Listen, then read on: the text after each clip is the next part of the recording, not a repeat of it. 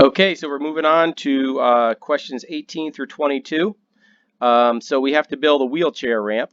And so our wheelchair, we would have, that's supposed to be flat. It's going to go up 12, or I'm sorry, 2 feet here. And we need to know what that's going to be. And we see a 1 to 12 ratio that we need to follow.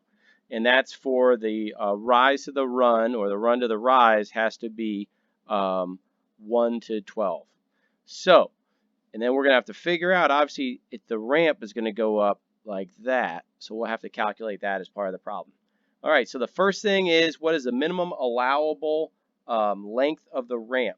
So the minimum allowable length, we can just say, if it's going to be 1 to 12, that's equal to our rise of 2 over our length or run of x. So we do our little cross multiplication here, and we get that 2 times 12 is 24. So that is our length down here. Okay? Now, after you do that, and you obviously can show in your formula and all that, I'm skipping ahead a little bit just to help you with it. Now we need to know the actual length of the ramp. And the length of the ramp, look at this, we have a right triangle. So we have to do the Pythagorean theorem. So we are going to have the formula, right? A squared plus b squared equals c squared, or the length, the hypotenuse, okay, the length of the ramp, which we'll just say is c, is equal to the square root of a squared plus b squared. And if you don't follow what I'm doing here, we always do a squared plus b squared equals c squared, right? But sometimes we forget to square root later. So I always like to start it by square rooting and solving for what we need. So doing that, the squares cancel out, and we just have the c by itself. So we're going to have the square root of 24 squared plus 2 squared, okay? And we're going to get a number that's like 24.0832. And, you know, if you care about sig figs, or if you have another teacher that cares about sig figs, well, then obviously you would just go with 24.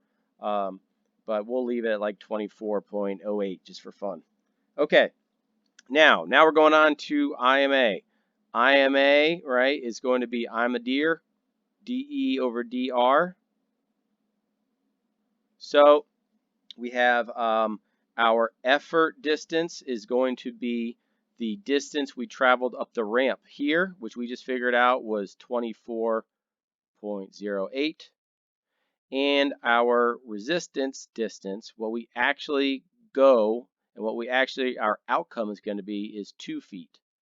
So we just divide that out and we get 12.04, depending on where you want to round to, but 12.04 is our IMA.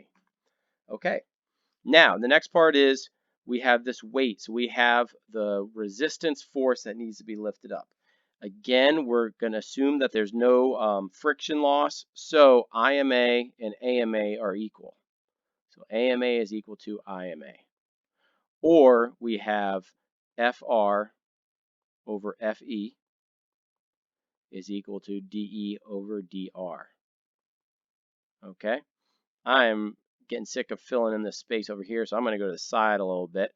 But I have my resistance force of 185 divided by our effort force, which is what we're looking for, is going to be equal to our effort distance, which we just figured out was 24.08, divided by our resistance distance, which is going to be 2 feet, because that's what we go up.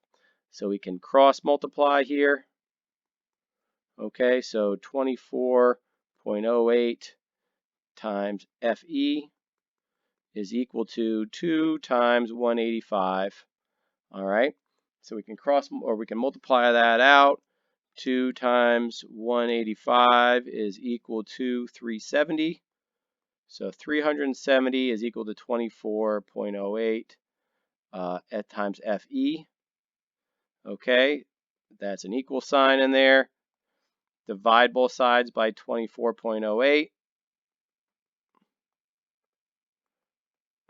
And we'll get an answer of 15 15.4 pounds of force. So that means the person in the wheelchair is going to have to just push with 15.4 pounds of force to lift the body and the weight of the chair of 185 pounds.